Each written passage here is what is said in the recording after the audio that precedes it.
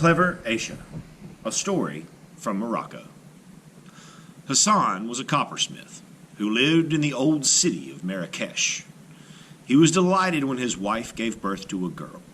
They called her Aisha. But Hassan's wife was very ill, and after a few weeks, she died. Heartbroken, Hassan didn't know what to do. He went to work in the morning, leaving Aisha alone in her cradle. When he came back in the evening, the baby was still asleep in her cradle, but she'd been washed and fed and was happy. Hassan was delighted. This happened again the next day, and the one after that, but Hassan saw no one. After a while, he began to realize that the jinn were looking after his daughter for him. Aisha grew up into a very pretty girl. The jinn taught her all kinds of things, and she became wise and clever. One evening, when Aisha was 17, Hassan came home looking very miserable. "What's the matter, Papa?" Aisha asked.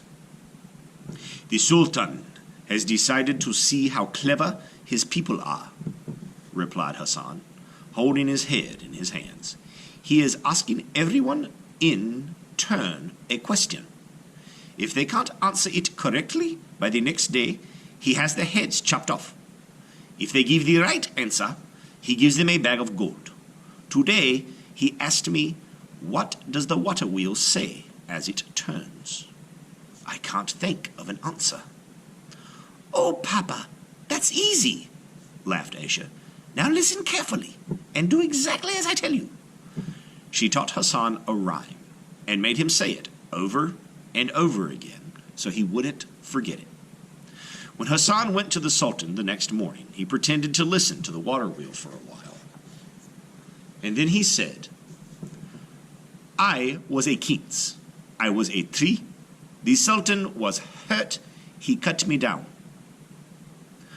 The Sultan was very surprised that Hassan somehow knew that many years ago, when the Sultan was walking in his garden, he had hit his head on a quince tree.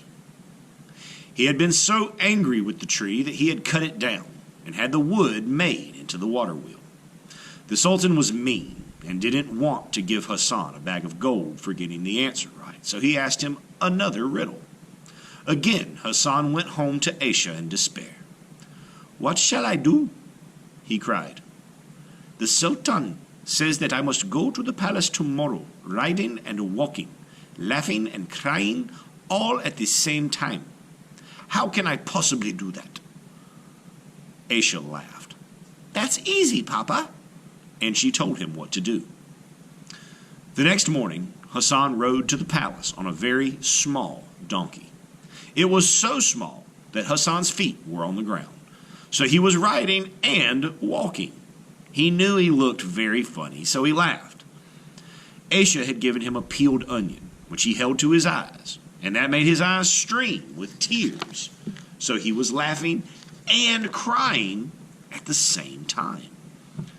When Hassan reached the palace, he looked so funny that all of the courtiers laughed. The Sultan wasn't pleased, but he had to laugh too. "Ha ha, Hassan, you have proved that you are clever. You've earned your bag of gold." Hassan got off the donkey and bowed very low. "Sire, I'm an honest man, and I must confess that my daughter, Aisha, told me the answers." The Sultan frowned for a moment, then he ordered, "Your daughter should be given the bag of gold. Bring her to my palace." Dressed in her best clothes, Aisha walked with Hassan to the palace. Hassan was terrified, but Aisha was not in the least bit scared. She smiled at the Sultan and laughed when he growled at her. The Sultan was enchanted by the pretty, clever girl and decided to marry her.